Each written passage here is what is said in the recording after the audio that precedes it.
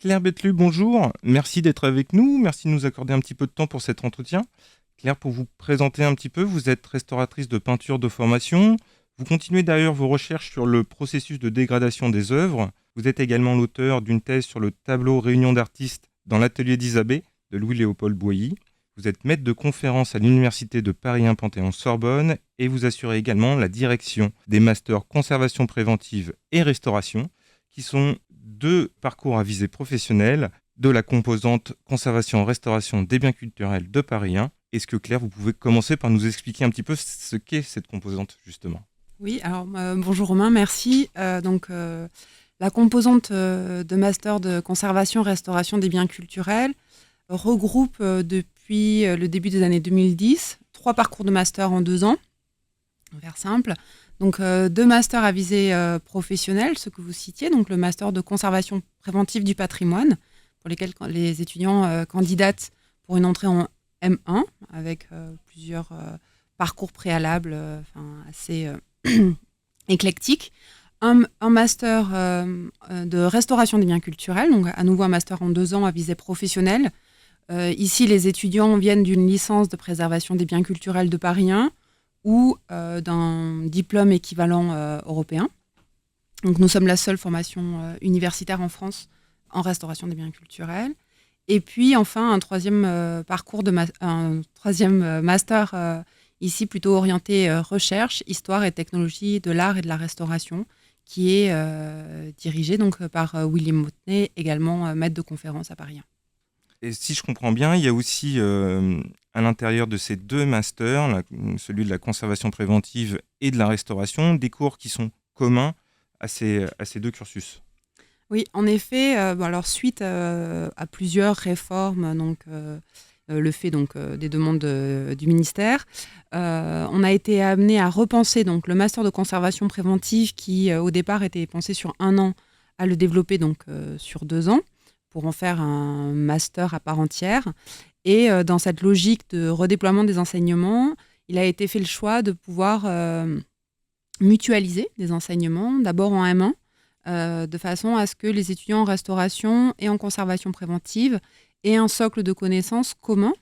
Alors, ce sont des enseignements qui relèvent surtout, on va dire, de la conservation préventive, puisque ici, l'ensemble de ces étudiants vont approcher les questions de programmation architecturale avec Frédéric Ladonne ou M. Guiguet, les notions d'inventaire avec François Augereau du ministère de la Culture, mais également, depuis quelques années, des enseignements sur les questions du développement durable, directement appliquées à la question de la conservation préventive ou de la restauration dans le choix des matériaux de traitement ou de conditionnement, et également tout l'appareil législatif qui est en train de se mettre en place et qui donne donc des directives que nos futurs professionnels devront suivre. Voilà.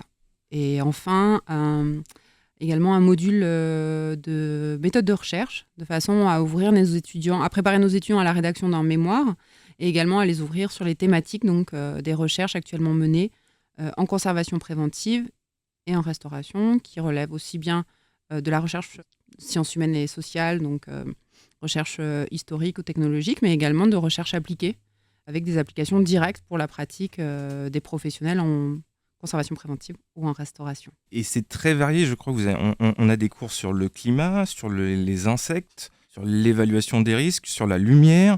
On va avoir des cours avec des pompiers, notamment pour le plan de sauvegarde des biens culturels, des cours sur le conditionnement aussi des œuvres, sur la sensibilité de chacun des types d'œuvres, à savoir les arts graphiques, la peinture, le naturalia, qu'est-ce que j'oublie Les collections archéologiques, les Merci. collections textiles depuis 2 ans avec Claudie Castelli du musée du Quai Branly. L'ethnographie. Voilà, la sculpture. Ouais. En fait, on essaie de couvrir un large champ de typologie d'artefacts. Donc ça, ce sont des enseignements qui sont réservés au master de conservation préventive. Alors non pas que ça n'intéresse pas les restaurateurs, mais ces derniers les ont suivis dans une logique de formation de restaurateurs au niveau licence. Et donc là, ces enseignements sont donnés surtout par des professionnels de la restauration, spécialisés dans ces typologies de matériaux ou typologies de collection, et ensuite qui dirigent quand même leur enseignement vers une logique de conservation préventive. Donc on aborde les questions de diagnostic, de processus d'altération pour ensuite la deuxième année leur enseigner donc les choix pour tout ce qui est mouvement et conditionnement. On retrouve toujours cette proximité entre restaurateur et préventeur au sein du master, mais on trouve aussi beaucoup de profils de régisseurs. Je dirais 2 régisseurs qui donnent cours chez nous aujourd'hui. Une personne responsable de régie qui était à la Cité de la Musique et qui est aujourd'hui au Quai Branly, et puis également la responsable de régie du CERMF, de la cellule qui travaille en lien avec la cellule conservation préventive. Donc ces 2 personnes donnent cours effectivement chez nous et donc donnent aussi leur expertise. Donc par exemple pour les enseignements sur les collections ethnographiques, c'est une restauratrice, Camille Alambic pour ne pas la nommer, qui donne le cours sur les diagnostics et les processus de dégradation. Et en M2, le cours qui est dédié donc, au conditionnement et à la mise en réserve de ces mêmes collections est donné par Charlotte Morland, qui, elle, donc, aujourd'hui est au Quai Branly. Donc là, on a vraiment la complémentarité sur une typologie d'artefacts de 2 spécialistes. Voilà. 2 corps de métiers différents aussi. Voilà. Et après, juste pour répondre à la question sur les étudiants, effectivement, dans nos cohortes d'étudiants, donc, qui comptent une quinzaine d'étudiants par an, on a de temps en temps soit des étudiants qui ont déjà suivi un master régie et qui viennent compléter leur formation, soit, c'est un peu plus rare, des professionnels de la régie qui viennent également reprendre leurs études et compléter leur formation initiale, soit par inscription simple, candidature simple, soit par biais de la VAE, validation d'acquis d'expérience. Ça veut dire qu'en deuxième année, on va se retrouver à la fois avec des étudiants qui sont dans leur cursus initial, dans la poursuite de leur cursus initial, et aussi des professionnels qui vont intégrer cette cohorte et créer ce groupe finalement d'étudiants et de professionnels. Alors cette mixité, on va dire formation initiale, donc des étudiants qui viennent de parcours universitaires directement, et de professionnels du monde de la conservation, on la retrouve dès la première année. Ah oui. Donc, par exemple, cette année, on a une cohorte de 16 étudiantes et parmi lesquelles on compte au moins 5 professionnels qui vont intégrer le master en première année et suivre les 2 ans, et auxquels s'ajoutent 2 personnes en validation d'acquis d'expérience. Donc, ça veut dire qu'ils rejoignent le M1, mais qui ont quelques modules en M1 et quelques modules en M2. Et effectivement, cette même promotion, l'année prochaine, donc en M2, pourra avoir ses effectifs regarnis par l'entrée de professionnels qui auraient candidaté pour une entrée directe en M2. Donc là, forcément, ce sont des dossiers de professionnels aguerris, souvent des restaurateurs qui ont plusieurs années de restaurateurs diplômés de formation diplômante, type Institut national du patrimoine, École d'Avignon, École de Tours ou l'Université Paris 1 Panthéon-Sorbonne. Qui sont les 4 formations d'État pour travailler sur les collections patrimoniales. Exactement, donc qui répondent à la loi musée de 2004 et qui permettent de travailler pour les collections nationales. Le master de conservation préventive est un des seuls en France, on le disait en introduction. Est-ce qu'on sait s'il y en a d'autres exclusivement réservés, consacrés à la conservation préventive ailleurs à l'international ? Alors, pas à ma connaissance. Effectivement, il y a des velléités dans plusieurs pays de vouloir construire une formation similaire. Alors, il existe des formations, bien sûr, sur la conservation préventive et la régie. Les pays d'Europe du Nord, notamment, sont très actifs et donc forment leurs étudiants pour accéder. Mais sur la forme telle qu'elle a été conçue à Paris 1, elle a été la première et elle reste assez, alors je dirais pas marginale, mais dans le bon sens du terme, notamment par rapport à cet accès vraiment évaluation des collections, diagnostic et pour une réorganisation des collections. Donc vraiment dans cette logique-là, puisqu'on n'est pas un master de régie, contrairement par exemple à l'École du Louvre qui fait son master 2, régie et conservation préventive, voilà, qui est plutôt muséo. Ouais. Et du coup, on trouve de l'intérêt à l'international pour ce master ? Est-ce qu'on a des candidatures qui viennent de l'étranger ? Oui, tous les ans, on a plusieurs candidatures de l'étranger. Donc cette année, par exemple, on a une étudiante diplômée en restauration en Espagne qui vient rejoindre le master en première année. On a également souvent des candidatures italiennes, également beaucoup de candidatures du continent africain et du continent sud-américain. Donc, qui ne sont pas toujours... voilà, ça, ce sont les candidatures qu'on a. On accepte des étudiants. La difficulté, souvent, après, pour ces étudiants-là, c'est d'arriver à transformer leur recrutement en présence effective donc pour d'autres extérieurs donc, à l'université. Bien sûr. Juste pour info, on a combien de demandes à peu près? On parlait d'une cohorte de 16 élèves tout à l'heure. Chaque année, vous recevez combien de candidatures pour le master? Donc, en fait, cette année, on a exceptionnellement 16 parce qu'on compte les 2 VAE qui sont hors, on va dire, on a un nombre de places pour des étudiants qui vont suivre complètement ces 2 années de 14. Et au printemps, on a reçu donc 189 candidatures. 189 candidatures. Voilà, donc 189 dossiers complets déposés. Donc pour ce master, donc c'est un des masters qui est sur l'école d'histoire de l'art et d'archéologie, qui effectivement est un des plus, enfin, dans son rapport demande et admis, il fait partie effectivement de ceux qui sont les plus recherchés. C'est sans aucun doute la forte implantation professionnelle, c'est-à-dire que le fait que nos intervenants, 90% de nos intervenants interviennent dans des institutions professionnelles, on a beaucoup d'exercices appliqués, une facilité à trouver des stages qui relèvent vraiment de la conservation préventive, qui font que je pense c'est un master qui est vraiment reconnu. Et attractif. Et attractif pour les étudiants. Ouais. Et en même temps, il y a un très bon relais au niveau des institutions patrimoniales franciliennes et françaises, d'étudiants qui, dans la formation initiale, vont faire des stages dans des musées et où les professionnels vont dire si la thématique de la conservation préventive t'intéresse et que tu souhaites continuer de façon sérieuse, c'est ce master-là qu'il voilà. faut faire. Très bien. Et pour revenir rapidement sur la composition de l'équipe pédagogique, je crois que c'est 28 chargés de cours qu'on a, donc c'est vraiment très diversifié. Et on l'a oublié peut-être de le mentionner tout à l'heure, on a aussi des cours de stratégie de communication. En quoi ça va être intéressant pour des chargés de conservation préventive, justement, d'avoir ce genre de cours et d'enseignement? Alors, au niveau, du coup, effectivement, c'est un enseignement qui arrive en M2 au début de l'année de Master 2, donc qui est assuré par Thibaut de Diesbach. C'est un enseignement qui avait été mis en place par Denis Guillemard il y a de nombreuses années. Et, qui est le fondateur initial du Master. Voilà. Donc, Thibaut assure à la fois une sorte de synergie dans le groupe pour relancer cette deuxième année. Et surtout, ces enseignements vont permettre à nos étudiants d'acquérir les savoir-faire essentiels à une communication avec, dans la logique d'une adaptation au public auquel on s'adresse. C'est-à-dire qu'un chargé de conservation préventive, vous le savez, doit à la fois pouvoir s'adresser à un maire, à un élu, lui faire comprendre rapidement quels sont les enjeux vitaux pour la bonne sauvegarde et la bonne conservation de sa collection dans un musée, par exemple un petit écomusée dans un village au fin fond du Béarn, et en même temps être en capacité de s'adresser à un conservateur responsable de collection beaux-arts avec une collection très importante.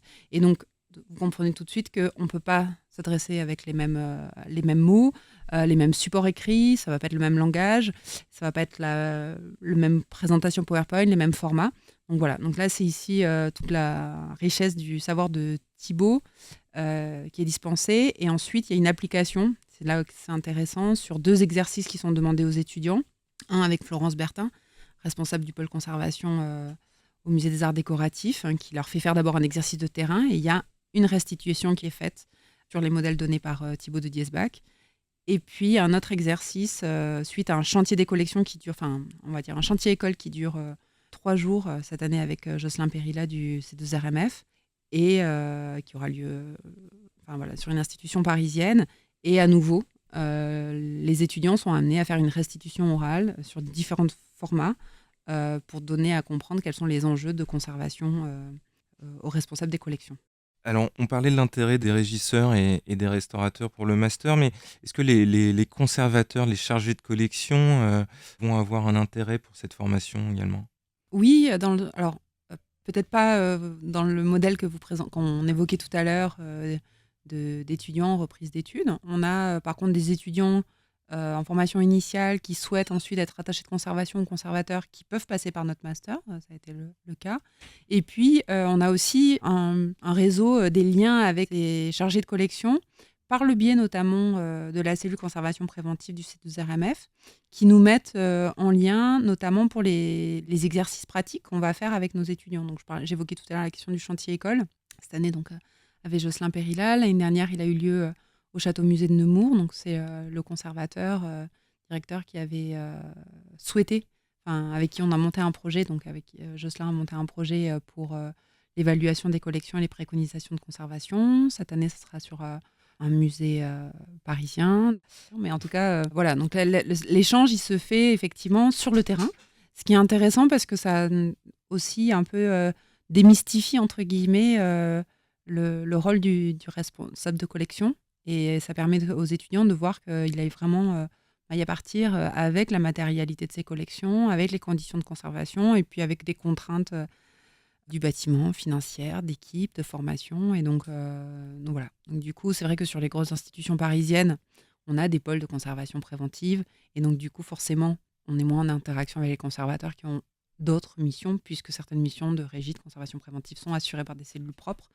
Mais on parle ici de quelques musées franciliens, voire parisiens, et quelques exceptions en province. Grosse Voilà. structure, oui, et pas forcément la réalité de beaucoup de musées en France.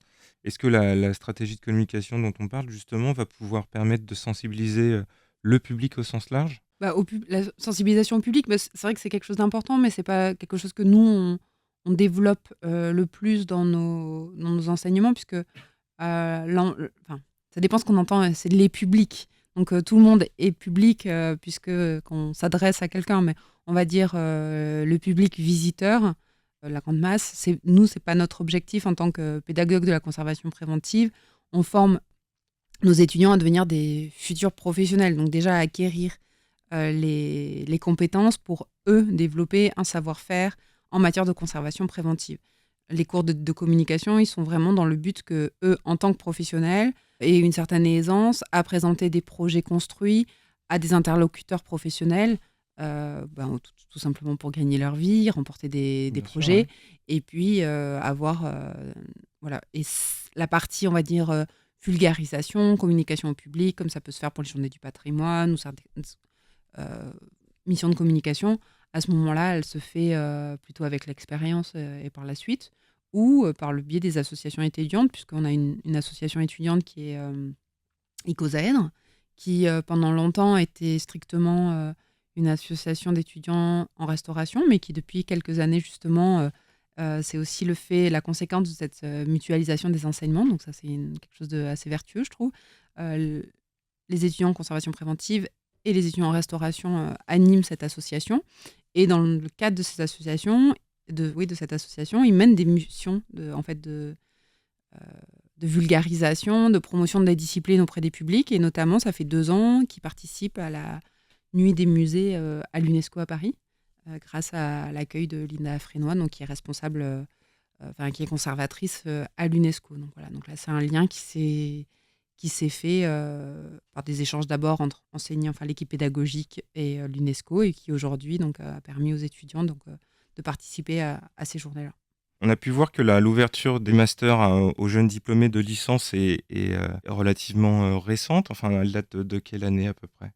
Donc effectivement, le master, donc, qui était initialement un DESS, donc une formation sur 1 an, avait été conçu pour s'adresser à des professionnels du monde de la conservation, donc des conservateurs-restaurateurs qui souhaitaient se spécialiser en conservation préventive pour préparer des chantiers de collection, des évaluations de collection, des déménagements de collection, mais également pour des professionnels qui étaient déjà présents dans des institutions et qui se sont spécialisés en conservation préventive. On ne peut pas le nommer, Jacques Cuisin du Muséum d'histoire naturelle.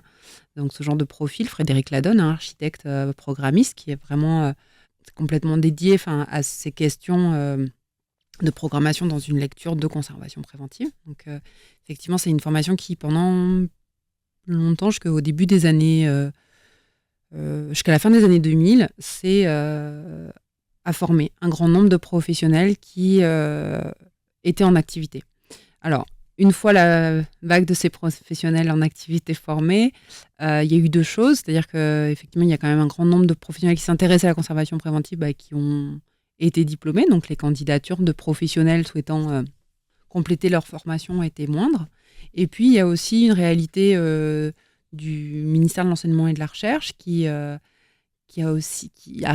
rappelle à toutes ces formations à visée professionnelle que la mission première, c'est aussi de former des jeunes en formation initiale et de leur permettre l'accès à ces formations à visée professionnelle qui sont recherchées. Donc, la fin de l'année, de la formation qui était sur une année, puis la transition vers le master de conservation préventive tel qu'on le connaît aujourd'hui en 2 ans, a vu en effet l'arrivée importante d'étudiants donc, en formation initiale. Ensuite, il y a, je vous disais, 189 candidatures. Donc, on vous dire que forcément, ce sont des étudiants souvent qui ont déjà un master, qui ont fait des masters qui relèvent de la gestion des collections, une approche peut-être plus administrative. Il y a des étudiants qui ont fait le master régie à Amiens, à Bordeaux, des étudiants qui ont fait le M2 régie et conservation préventive du Louvre. Donc ce sont quand même des étudiants qui ont une certaine connaissance du terrain, qui ont tous fait des stages et qui viennent donc profiter de ces 2 ans d'enseignement dans la spécialisation vraiment de conservation préventive, évaluation des collections. Et puis on a également, toujours donc, des professionnels, mais également des étudiants qui viennent de parcours de licence. Ils sont rares, c'est 1 ou 2 étudiants par an, dont les profils sont intéressants. Donc par exemple, des jeunes professionnels qui sont diplômés donc, de la licence entretien des collections du lycée Tolbiac.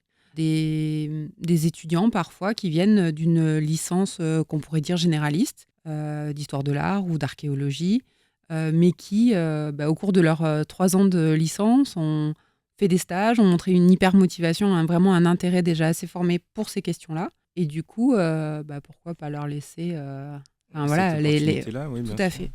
Est-ce que le fait d'avoir des profils qui sortent un petit peu de l'ordinaire vont permettre d'amener des connaissances en conservation préventive dans des domaines différents de ceux des musées patrimoniaux, enfin Oui. des professions patrimoniales, je veux dire. Et effectivement, alors ces dernières années, pour notamment une candidature, pour ne pas le nommer vous, avec un profil justement voilà, qui venait des maisons de vente.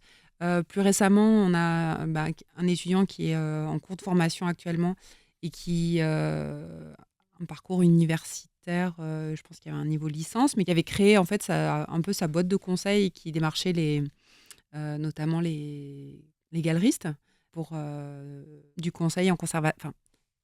Lui, aujourd'hui, avec sa formation en conservation préventive, l'objectif, c'est de développer ça, mais qui était déjà présent sur des transferts de collections, sur des aménagements d'exposition. Donc, effectivement, on a des profils un peu nouveaux et qui montrent aussi que la conservation préventive est en train de ruisseler en dehors du champ vraiment institutionnel. Et notamment, on voit que ce ruissellement, il se fait aussi par l'entrée d'étudiants, mais aussi de voir l'insertion professionnelle de certains de nos jeunes diplômés qui vont rejoindre, soit au moment de leur stage, soit une fois diplômés, des entreprises de transport, des entreprises de conseil ou encore finalement faire du conseil auprès de grands collectionneurs. On a l'impression que ça commence à prendre de l'ampleur ailleurs que dans les domaines institutionnels. Ça gagne du terrain peut-être ailleurs. Oui, oui, tout à fait. Mais je pense que ça, c'est aussi un mouvement aussi dans le patrimoine et dans la partie privée où on voit les grandes institutions, comme les grandes maisons de couture. Donc ça fait quand même longtemps, mais là, on a beaucoup d'étudiants, beaucoup. On regarde nos petites cohortes qui vont faire des stages dans des grandes maisons de mode. On a effectivement des exemples de grands collectionneurs qui fonctionnent presque comme des institutions. Et donc, du coup, effectivement, ils attendent cette professionnalisation de leur... Ça veut dire que dans le privé, on commence à comprendre l'intérêt de la conservation préventive et qu'on avance comme ça. Est-ce que ce serait un peu l'avenir de cette profession? C'est de se diriger vers le privé, justement? Ça, je ne saurais pas le dire. Donc, moi, pour le coup, on évoquait l'association Imprévu. C'est peut-être, du coup, au niveau des professionnels qui aurait mieux ce radar. Nous, c'est ce qui manque. On a une vision sur l'insertion professionnelle. Donc, on a vu, notamment en phase d'HCERS, donc, qui est ces grandes missions d'évaluation des formations universitaires en France, qu'on a une très bonne intégration professionnelle. Donc, on a un peu une vision sur les 3 ans. Donc, on voit que 95% de nos étudiants qui sont formés à la conservation préventive ont des métiers qui relèvent de la conservation préventive. 95%. Quasiment tout le monde intègre le monde professionnel. Et la plupart sont dans des institutions muséales, mais certains le font aussi en profession libérale. Et là, du coup, vont faire du conseil, soit pour du public, mais également du privé. Oui, moi, après, je pense qu'il il y a différents... Dans le privé, il y a beaucoup d'États qui se... Par exemple, on évoquait les maisons de vente. C'est un monde tout à fait différent que celui des grandes maisons de couture ou des grands collectionneurs où la valeur patrimoniale, mais également financière de leur collection appelle à une hyper-professionnalisation. Pareil pour le métier des transporteurs. Appel à prendre plus de mesures pour conserver leurs œuvres, évidemment. Et du côté de la recherche, est-ce qu'on a des progrès qui se montrent dans la recherche en conservation préventive? Est-ce que ça aussi, c'est l'avenir de la profession? Alors, en tant qu'enseignant-chercheur, j'aime à croire que la recherche, c'est l'avenir. Mais non, pour répondre très sérieusement, oui. Alors moi, je trouve il y a c'est-à-dire qu'il y a une grande force de ce qu'on appellerait la recherche en conservation préventive, que c'est une recherche qui est pragmatique. C'est-à-dire qu'elle est menée au fil de l'eau dans certaines institutions. Elle est menée dès le niveau master, alors un peu chez nous, mais pas que, et notamment, je pense ici aussi au, au master régie et conservation préventive de l'école du Loup, dans lequel intervient donc Florence Bertin, et qui, du coup, ces grandes structures comme le MAD ont des leviers aussi pour faire des recherches dossiers, donc notamment pour, par exemple, aujourd'hui, tout ce qui est matériaux dans une perspective de conditionnement, dans une perspective de développement durable. Donc, ces moments d'études, de master, de rédaction de mémoire sont des temps où on peut faire aussi une synthèse bibliographique, on va pouvoir se poser des questions, commencer à donner des pistes. Et puis, on a des exemples au niveau du master chez nous, par exemple, d'étudiants qui, au cours de leur master, ont mis en place vraiment des outils. Donc, c'est une recherche comme appliquée qui aboutit à la mise en place de logiciels, de bases de données, des choses qui vont permettre d'analyser de l'information pour en tirer des données et ensuite améliorer des protocoles. Et dernier étage à la fusée, c'est certains de nos étudiants qui vont pouvoir participer à des projets de recherche de plus ou moins grande envergure. Et je pense ici notamment à la cellule conservation préventive du C2RMF, qui s'attache avec notamment Maroussia Duranton à développer une recherche appliquée, pragmatique en conservation préventive. Donc notamment un de nos étudiants de l'an passé qui a mené donc une recherche de master donc avec Maroussia Duranton sur l'utilisation de l'eau dans les traitements de conservation-restauration. Donc c'est Romain Pérez, restaurateur de photos diplômé de l'INP et qui était étudiant en master de conservation préventive, qui a mené ce travail l'année dernière et qui va dépasser bien sûr le cadre d'un simple mémoire d'études. On parlait de développement durable tout à l'heure. Comment ça va se concrétiser au sein du master? Donc effectivement, on s'attache là depuis quelques années, bien sûr, du coup, à coller à une actualité prégnante qui est celle des questions de comment, à l'échelle de notre discipline, il est possible d'agir dans une logique de développement durable. Ça va être une obligation aussi légale pour répondre à des appels d'offres pour les conservateurs-restaurateurs.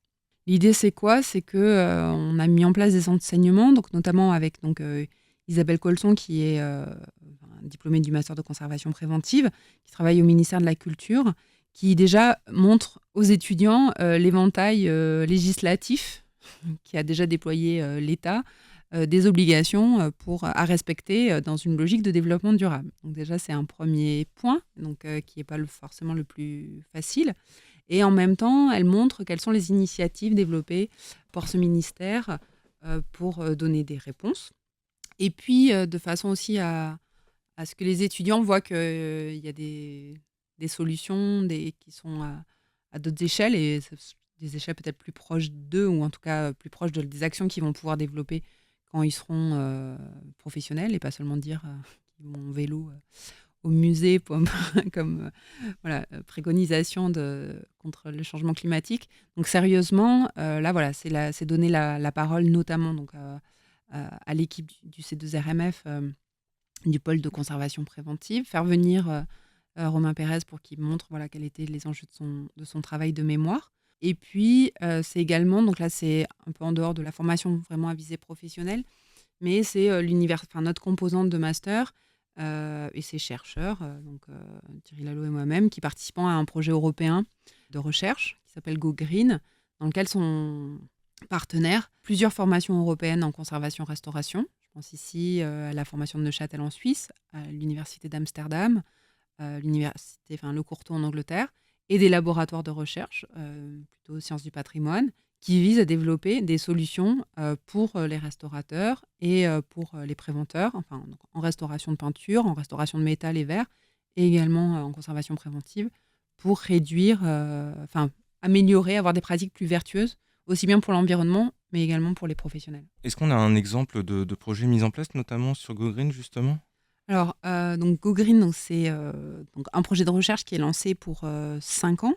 Donc là, on est dans la première année, on est dans la phase de lancement du projet. Donc il y a plusieurs postdoctorats qui travaillent pour plusieurs années chacun sur un sujet. Un des sujets, par exemple, ça va être de développer des méthodes de nettoyage en peinture qui seront plus respectueuses, certes, de la peinture, mais également par rapport aux utilisations de solvants, aux émanations de solvants. Mais donc ça, c'est vraiment de la recherche appliquée, qui va se développer.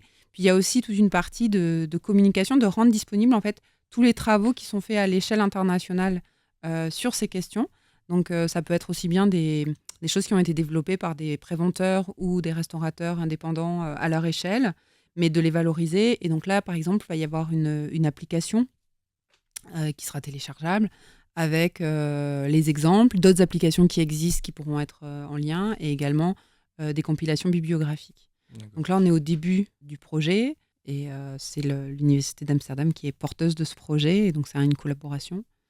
Donc il y aura une première présentation justement la semaine prochaine à l'ICOMCC à Valencia pour le triennal, justement de montrer un peu ce... Est-ce que c'est en lien avec les carbone calculators qu'on peut voir apparaître un peu partout? Du coup, je pense que ça fera partie des éléments qui interviendront sur cette base, puisque l'idée, c'est vraiment...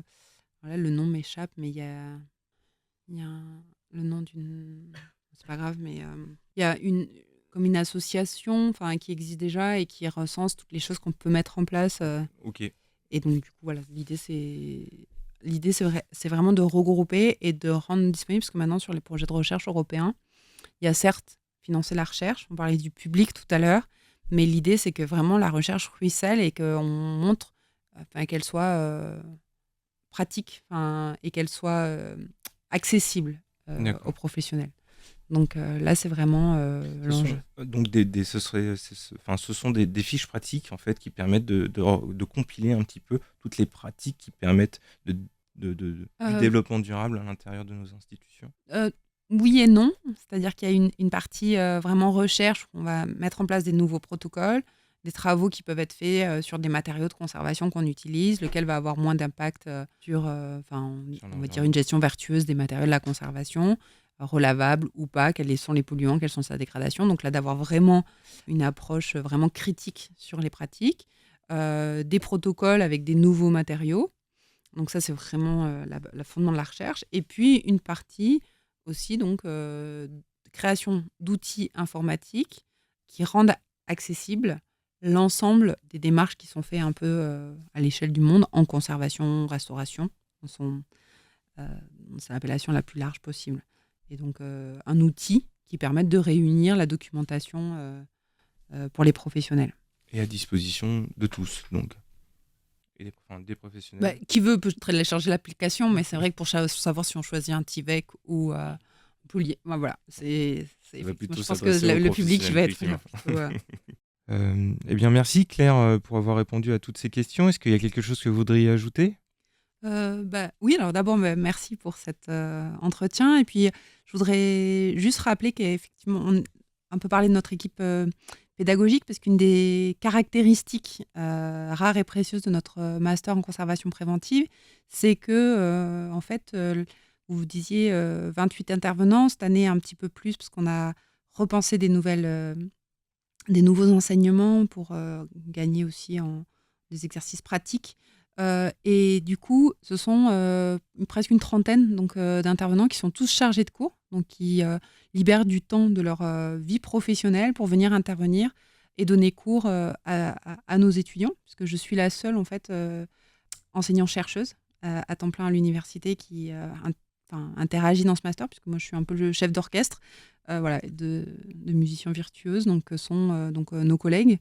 Certains qui sont des professions libérales, on parlait de restaurateurs, mais pas que, puisque On a Stéphanie Liquès qui est conseillère en conservation préventive qui intervient. Et puis également donc, des préventeurs qui sont dans des grandes institutions franciliennes comme le Quai Branly, le MAD, on parlait du C2RMF, le Château de Versailles, le Muséum d'histoire naturelle. Donc j'en oublie sans doute, mais voilà. Donc c'était vraiment pour rappeler que ce master existe grâce à ces intervenants et à la qualité de ces intervenants qui répondent tous les ans présents. Donc c'est aussi un moyen de les remercier. Eh bien, merci Claire pour toutes ces précisions sur le master de conservation préventive de Paris 1.